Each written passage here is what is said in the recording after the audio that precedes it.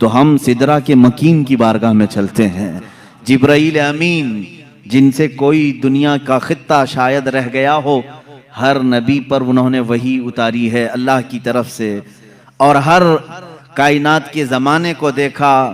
جبرائیل امین کی زبان کی ترجمانی کرتے ہوئے شاعر نے کہا، بارگاہ مصطفیٰ صلی اللہ تعالیٰ علیہ وسلم میں ایک دن وہ حاضر ہوئے اور کہنے لگے، آفاق ہا گردیدہ بسیار خوباں دیدہ کہتے ہیں میں نے کائنات کے بہت سارے مملکتوں کو چھان لیا ہے، بسیار خوباں دیدہ بہت سے اچھے اچھوں کو دیکھا ہے، لیکن یا رسول اللہ تو چیزیں دیگری، اے اللہ کے رسول آپ ایک الگ ہی چیز ہو، آپ کے مثل نہ میں نے پہلوں میں دیکھا نہ کبھی اس زمانے میں دیکھا. یہ کون کہتا ہے؟ جبرائیل امین سدرہ کے مکین سید الملائکہ کہہ رہے ہیں. عزیزان گرامی وقار، مصطفیٰ کریم صلی اللہ تعالیٰ علیہ وسلم کے حسن اور آپ کے جمال کو ہر سنی مسلمان کو پڑھنا بھی چاہیے، سمجھنا بھی چاہیے. کیوں؟ اس لیے کہ محبوب کا حلیہ جب نگاہوں میں آتا ہے تو ہمیشہ آنکھوں میں بس جاتا ہے، اور پھر اس حسین چہرے کو تصور میں لے آؤ تو دنیا کا حسن تمہیں دھوکہ بھی نہیں دے گا، دنیا کا جمال تمہیں پھر اپنی طرف فریفتہ نہیں کرے گا. جس کی نگاہوں میں جمال مصطفیٰ آئے دنیا کا حسن اسے ورغلا نہیں سکتا. یہ تو ہماری کمزرفی ہے، یہ ہماری طرف سے کوتاہی و سستی ہے کہ ہم نے رخ مصطفیٰ کو پڑھا نہیں. صحابہ نے من وعن تصویر مصطفیٰ کتابوں میں لکھ دیا ہے. یہ اور بات ہے کہ تصویر حضور اکرم صلی اللہ تعالیٰ علیہ وسلم کی نہیں بنائی گئی، لیکن خد و خال پورے صحابہ نے اس طرح سے لکھ دیے کہ آج بھی اگر تم تنہائی میں بیٹھ کر کے ان خد و خال کی تصوراتی زندگی میں جاؤ گے، میرا یقین ہے کہ تمہیں دیدار مصطفیٰ نصیب ہوگا. اللہ کے حبیب صلی اللہ تعالیٰ علیہ وسلم کی وہ تصویر تمہارے ذہن میں چھپ جائے گی. آج ہمارا عنوان سخن یہی ہے، بارگاہ مصطفیٰ صلی اللہ تعالیٰ علیہ وسلم کے حسن و جمال، آپ کے خد و خال، آپ کا قد و قامت، آپ کا حلیہ مبارکہ. اس لیے کہ ہر مسلمان کو یہ جاننا بھی ضروری ہے کہ میرے نبی دکھتے کیسے تھے، وہ چلتے کیسے تھے. حضور پاک بات کرتے تو کیسے بات کرتے تھے، بیٹھتے تو کیسے بیٹھتے. اس لیے کہ خالی صرف ہمیں کہانیاں اور گیت سنانے کے لیے نہیں، قرآن نے حکم دیا ہے کہ رسول کی زندگی میں تمہارے لیے نمونہ عمل ہے. ہمارے لیے تو آئیڈیل ہیں، ہمارے لیے وہ آئیڈیل ہیں، تو ہمیں ان کی ہر چیز سیکھنا ضروری ہے. رسول کریم صلی اللہ تعالیٰ علیہ وسلم کو اللہ تعالیٰ نے دنیا میں دونوں عظیم نعمتوں سے نوازا، حسن سیرت بھی عطا کیا، حسن صورت بھی عطا کیا. سیرت میں آپ کا مثل کوئی نہیں جو کل آپ نے سماعت کیا، اور صورت میں بھی آپ کے مثل کوئی نہیں. اللہ کے حبیب صلی اللہ تعالیٰ علیہ وسلم کے مثل صورت کسی کی نہیں. صحابہ اکرام نے الگ الگ انداز میں حضور کی بارگاہ میں ترانے پیش کی ہیں، قصیدے اور تعریف بھی کی ہے اللہ کے حبیب صلی اللہ تعالیٰ علیہ وسلم کیسے تھے. لیکن ایک بات یاد رکھیں، حضور اکرم صلی اللہ تعالیٰ علیہ وسلم کی جو خوبصورتی تھی وہ مثل آئینہ ہے. ایک بات سمجھ لیں کہ آئینے میں ہر آدمی اپنے ہی چہرے کو دیکھتا ہے، اور جس کا چہرہ بھدا ہو آئینے کا قصور نہیں ہے. ایک روایت سے میں اپنی اس گفتگو کو شروع کرتا ہوں. حضور پاک صلی اللہ تعالیٰ علیہ وسلم صحابہ کے ساتھ بیٹھے تھے. ابو جہل آیا اور کہا، محمد تم سے زیادہ بدصورت میں نے کسی کو نہیں دیکھا، معاذ اللہ رب العالمین. حضور پاک صلی اللہ علیہ وسلم نے کہا، صدقتا، تو سچ کہہ رہا ہے. چلا گیا. تھوڑی دیر کے بعد حضرت ابوبکر صدیق رضی اللہ تعالیٰ عنہ تشریف لائے. کہا، یا رسول اللہ صلی اللہ علیہ وسلم آپ سے زیادہ حسین و جمیل میں نے کسی کو نہیں دیکھا. اللہ کے نبی صلی اللہ علیہ وسلم نے فرمایا، صدقت یا ابوبکر، اے ابوبکر تو نے سچ کہا. صحابہ جو موجود تھے انہوں نے پوچھا، ابو جہل سے بھی آپ نے کہا سچ کہا، صدیق اکبر سے بھی کہا تو سچ کہہ رہا ہے، دونوں سچے کیسے ہو سکتے ہیں؟ ایک نے آپ کی برائی کی، دوسرے نے آپ کی تعریف کی. اللہ کے حبیب صلی اللہ علیہ وسلم نے فرمایا، اے میرے صحابہ، در حقیقت میرا رخ انور آئینے کی مثل ہے، جو مجھے دیکھتا ہے وہ اپنی سیرت کو دیکھتا ہے. ابو جہل نے اپنی قباحت کو دیکھا، اپنی برائی کی.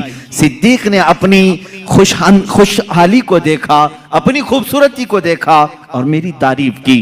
رخ مصطفیٰ ہے وہ آئینہ، حضور پاک صلی اللہ تعالی علیہ وسلم کے جمال جہاں آرا، اس کو اگر میں تصور میں لاؤں تو آج بڑے ادب و احترام کے ساتھ میں آپ سے گزارش کروں گا کہ نوجوانوں، دل سنبھال کر، ہوش و حواس کو سنبھال کر میرے مصطفیٰ صلی اللہ تعالی علیہ وسلم کے قد و قامت، حلیہ اور حسن و جمال کو مکمل اپنے دل میں نقش کرنے کے عزم کے ساتھ بیٹھو، اس امید کے ساتھ بار الہا آج کی محفل ختم ہو، میں تصور میں آنکھیں بند کروں اور تیرے حبیب کا مجھے دیدار ہو جائے، اور انشاءاللہ جس کی تڑپ جتنی ہوتی ہے اتنی ہی جلدی اسے زیارت بھی ہوتی ہے، کیونکہ میرے آقا صلی اللہ علیہ وسلم نے فرمایا ابغونی فی ضعفائکم، مجھے تم اپنے کمزور لوگوں میں، ٹوٹے ہوئے دلوں میں ڈھونڈا کرو، اس لیے کہ وہاں محمد صلی اللہ علیہ وسلم تشریف لاتے ہیں۔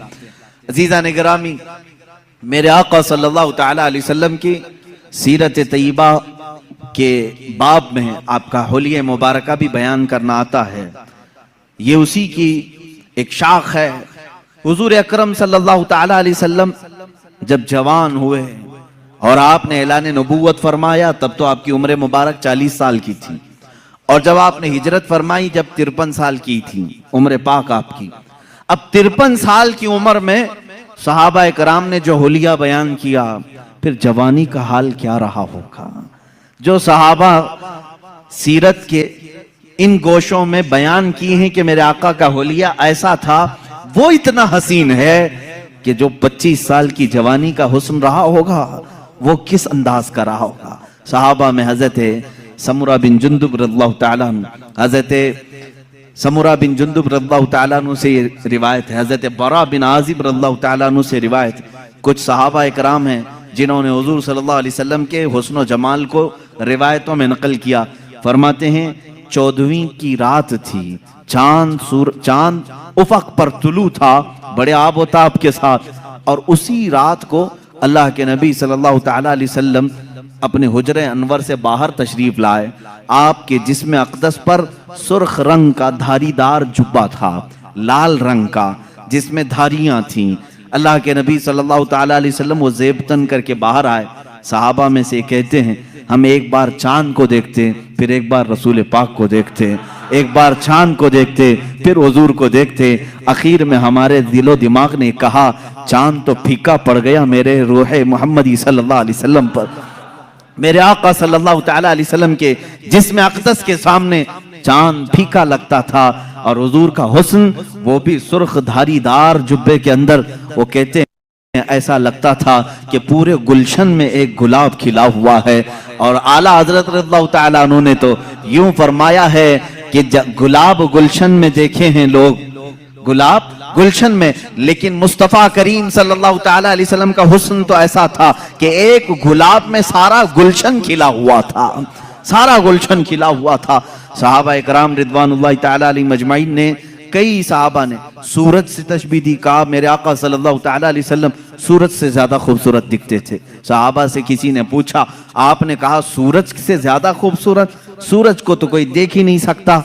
حضور پاک صلی اللہ تعالیٰ علیہ وسلم کے حسن و جمال کو لوگ دیکھنے کے لیے وارفتہ ہوتے۔ اس صحابی نے کہا میں نے وہ دوپہر والا سورج نہیں کہا، وہ چاشت والا سورج کہا ہے، جس کو دیکھنے سے ہڈیوں میں بھی طاقت آتی ہے، جس کی روشنی سے بدن میں بھی قوت آتی ہے، اس کو ضحیٰ کہتے ہیں۔ قرآن پاک میں بھی وَالضُّحَىٰ وَاللَّيْلِ اِذَا سَجَىٰ، قرآن میں جو آیتیں آئی ہیں، ضحیٰ کہتے ہیں ناشتے کے وقت جو سورج نکلا رہتا ہے 8 بجے سے لے کر 9 بجے کے بیچ، جس کی ہلکی ہلکی سی روشنی تمہارے جسم پر ابھی ابھی گرماہٹ پیدا کرتی ہے، اور اس وقت سورج کی ٹکیا پر تمہاری نگاہیں بھی ٹکتی ہیں، اس سورج کو کہتے ہیں ضحیٰ، چاشت کے وقت والا سورج جو پوری کرنیں دنیا میں پھیلا چکا ہوتا ہے۔ اور اللہ رب العزت نے خود رخ مصطفیٰ کو وہ صبح کے سورج سے تشبیہ دی ہے۔ عزیزان گرامی، اب یہاں تشبیہات بہت ساری ہیں، صحابہ کرام نے الگ الگ تشبیہیں دی۔